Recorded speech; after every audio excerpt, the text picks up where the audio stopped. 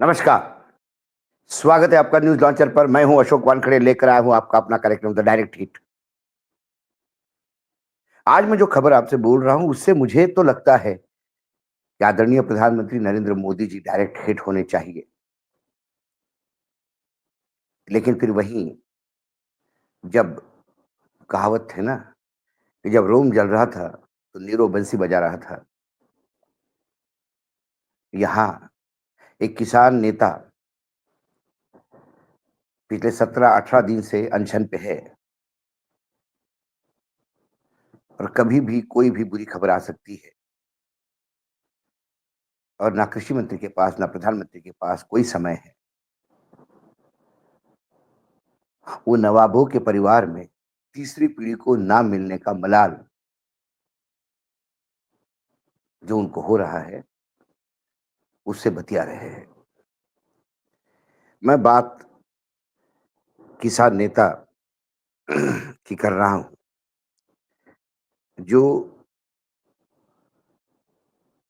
धेलेवाल जो है, जो लगातार अनशन पे बैठे हैं और उनकी जो स्थिति है दिन ब दिन खराब होती जा रही है। मैं इसलिए कह रहा हूं कि ये डायरेक्ट हिट हो रहे हैं क्योंकि अनशन पे बैठे किसान नेता जगजीत सिंह डल्लेवाल ने प्रधानमंत्री नरेंद्र मोदी जी को एक चिट्ठी लिखी है और चिट्ठी पे हस्ताक्षर उन्होंने अपने खून से किए हैं।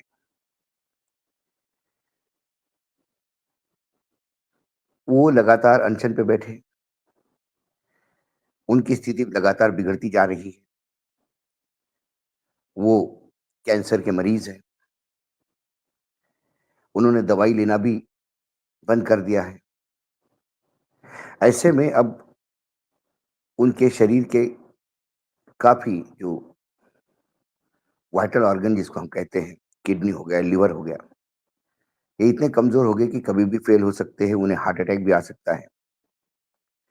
उनका वज़न करीब-करीब 12 किलो कम हुआ, उनको इलाज की सख्त ज़रूरत है। एक डॉक्टर की टीम 24 घंटे उनके स्वास्थ्य की मॉनिटरिंग कर रहे हैं। दूसरी तरफ डल्लेवाल जी के आमरण अनशन को लेकर पंजाब हरियाणा हाई कोर्ट में एडवोकेट वासु रंजन शाडिल्य ने एक जनहित याचिका भी दाखिल की है और याचिका में उन्होंने कोर्ट से मांग की है कि जल्द से जल्द डल्लेवाल जी का अनशन को खत्म करवाया जाए। साथ में ये मांग भी की है कि डल्लेवाल को जरूरी डॉक्टरी सहायता देने के लिए जरूरी कदम भी उठाई जाए। उनकी मांग है जल्दी जल्दी इस बात पे सुनवाई भी हो। कई फ्रंट पे कई जगह पे सोशल मीडिया पे भी लगातार इस अनशन को लेके चिंताएं व्यक्त करती की जा रही है, लेकिन हमारे देश के प्रधानमंत्री को कोई चिंता नहीं। जब 700 से ज्यादा किसान शहीद हुए तब उन्होंने कहा था मेरे लिए गए क्या, मेरे लिए मरे क्या। तो अब जो पत्र लिखा है वो पत्र न्यूज लॉन्चर के पास भी है। पत्र में आप अभी देख सकते हैं स्क्रीन पर। पत्र में वो कहते हैं कि मैं एक देश का साधारण किसान जगजीत सिंह डल्लेवाल बड़े दुखी और भारी मन से आपको यह पत्र लिख रहा हूं। एमएसपी गारंटी कानून समेत 13 मांगों को पूरा करने के लिए 13 फरवरी से संयुक्त किसान मोर्चा गैर राजनीतिक एवं किसान मजदूर मोर्चा के नेतृत्व में किसान आंदोलन चल रहा है। अब दुनिया से बड़े लोकतंत्र भारत की सरकार बस इसे मान नहीं रही है। किसान मोर्चों के फैसले के अनुसार मैंने 26 नवंबर को आमरण अनशन शुरू कर दिया। आज 17वां दिन है। मुझे उम्मीद है कि आपके सलाहकारों ने मेरे स्वास्थ्य और आंदोलन की स्थिति के बारे में आपको अवगत करा दिया होगा। जिन मांगों पर हमारा आंदोलन चल रहा है, ये सिर्फ हमारी मांगे नहीं है, बल्कि सरकार द्वारा अलग-अलग समय पर किए गए वायदे हैं। आपको याद होगा कि 2011 में जब आप गुजरात के मुख्यमंत्री थे और उपभोक्ता कमेटी के चेयरमैन थे, तो आपने तत्कालीन प्रधानमंत्री माननीय डॉक्टर मनमोहन सिंह जी को चिट्ठी लिखकर कहा था कि किसान और व्यापारी के बीच फसल खरीदी संबंधी कोई भी लेन-देन सरकार द्वारा घोषित न्यूनतम समर्थक मूल्य यानी एमएसपी के नीचे नहीं होना चाहिए और इसके लिए एक कानून बनाना चाहिए। लेकिन 2014 में प्रधानमंत्री बनने के बाद आज तक आप अपने खुद के वायदे पूरा नहीं कर पाए। 2014 के लोकसभा प्रचार में चुनाव के प्रचार दौरान आपने कहा था कि यदि प्रधानमंत्री बनते हैं तो सबसे पहली कलम से स्वामीनाथन आयोग को C2 प्लस 50% फार्मूले को लागू करेंगे। लेकिन 2015 में आपकी सरकार ने सुप्रीम कोर्ट में हलफनामा दायर किया कि आप स्वामीनाथन आयोग के C2 प्लस 50% फार्मूले को लागू नहीं कर सकते। पंजाब के चीमा मंडी में 32 दिवस धरना देने के बाद 2018 में मैंने और अन्ना हजारे जी ने दिल्ली रामलीला मैदान में आमरण अनशन किया तो प्रधानमंत्री कार्यालय की तरफ से तत्कालीन कृषि मंत्री राधा मोहन सिंह जी एवं महाराष्ट्र के मुख्यमंत्री देवेंद्र फडणवीस जी हमें डॉक्टर जितेंद्र सिंह द्वारा हस्ताक्षर चिट्ठी सौंप गए थे जिसमें लिखा था कि अगले 3 महीने में स्वामीनाथन आयोग के C2 प्लस 50% फार्मूले को लागू करेंगे। लेकिन 6 वर्ष बीत जाने के बावजूद उसे लागू नहीं किया गया।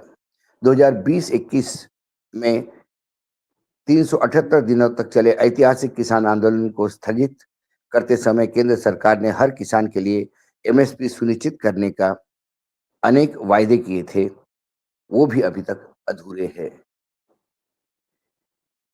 चिट्ठी में आगे वो लिखते हैं कि माननीय प्रधानमंत्री जी, हर किसान को एमएसपी सुनिश्चित करना जीवन जीने के मौलिक अधिकार के समान है।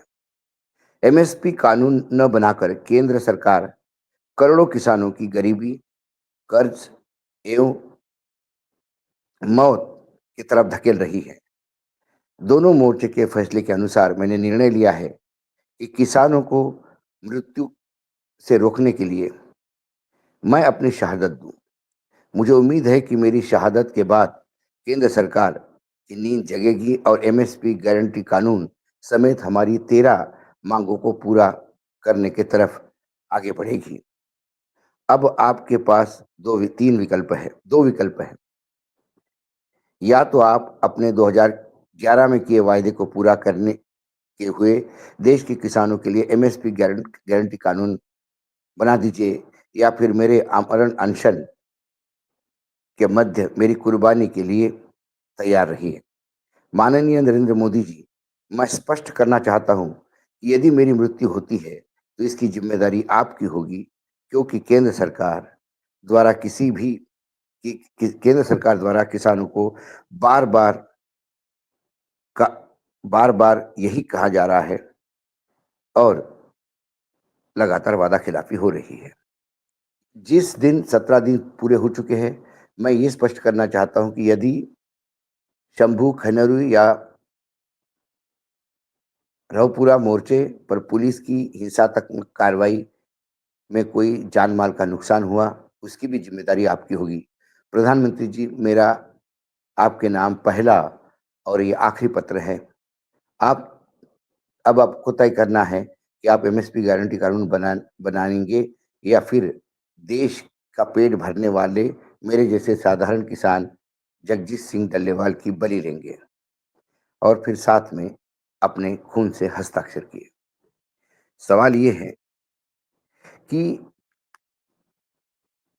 प्रधानमंत्री जी जब वादे करते हैं, प्रधानमंत्री जी जब उस पोस्ट पे नहीं थे, जब मुख्यमंत्री थे और विपक्ष की सरकार यानी यूपीए की सरकार तब केंद्र में थी, डॉक्टर मनमोहन सिंह, तब उन्हें पत्र लिखकर जो अनुशंसा उन्होंने की थी, वही उनको अब प्रधानमंत्री पद पे बैठे हुए करना है।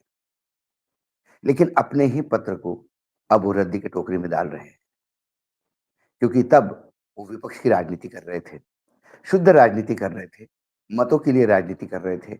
उन्हें ना मजदूर, ना किसान, ना व्यापारी के लिए कुछ लेना देना था। आज वो प्रधानमंत्री है, आज वो सत्ता में है, तो आज जो भी उनसे कोई माँग करता है, उन्हें लगता है कि उनका विरोध करता है। इसके चलते लगातार किसान की आय बढ़ रही है, सरकार झूठे आंकड़े पेश कर रही है और खुद को या कुछ गिने-चुने लोगों के स्वार्थ को देखते हुए इस देश के भूमिपुत्रों को रोंद रही है। ये आपके लिए भी है। बार-बार ये लोग कहा बार-बार अंधभक्त कहते हैं कि हरियाणा और पंजाब के ही किसान क्यों दुखी है, देश के किसान सुखी है। देश के किसान इस लायक भी नहीं कि वो टिकट कटवा के दिल्ली प्रोटेस्ट के लिए आए और किसान बेईमान नहीं होता। वो बाकी राजनीतिक दलों जैसा बिना टिकट गाड़ी में नहीं चलता। दूसरी बात यदि किसान लगातार आंदोलन पे बैठा रहे गाँव-गाँव से आके, तो फिर खेती कौन करेगा? उसे अपने लिए नहीं, देश के लिए खेती करना होती है। क्योंकि लॉस का धंधा करने वाला एक ही सेक्टर है हमारे देश में, जो लगातार घाटे में रहते हुए भी अपना काम नहीं छोड़ता, वो भारत का किसान है। आज विश्व में कोई भी किसान पे ज़रा भी आँच आती है, सारे किसान इकट्ठा होते हैं और उन्हें विरोध करने से भी कोई रोकता नहीं। ये अकेला भारत है जहाँ हम सबसे बड़ा लोकतंत्र कहते हैं, लेकिन यहाँ विरोध करने का भी अधिकार नहीं। किसान हरियाणा से गुज़र नहीं सकते, बीजेपी की सरकार है। किसान दिल्ली नहीं आ सकते, क्योंकि दिल्ली में केंद्र की सरकार है। किसान ज़्यादा विरोध करता है, तो लाठियाँ बरसती हैं, आँसू गैस बरसते हैं, कई बार गोलियाँ चलती हैं। वर्तमान में जो कृषि मंत्री हैं, शिवराज सिंह चौहान जी, उनके कार्यकाल में भी मालवा में गोलियाँ ही चली थी और किसान मरे थे। तो किसानों के खून के हाथ से जिनके हाथ रंगे हों, यदि वो किसान यदि वो देश के कृषि मंत्री हो और यदि प्रधानमंत्री मात्र अपने हर वायदे को चुनावी जुमला कहते हो, तो फिर किसान देखेगा किस तरफ? डायरेक्ट हिट तो होना चाहिए प्रधानमंत्री जी को, लेकिन फिर हिट होने के लिए मानवीयता होनी चाहिए। क्या वो उनके पास है? सवाल ये है।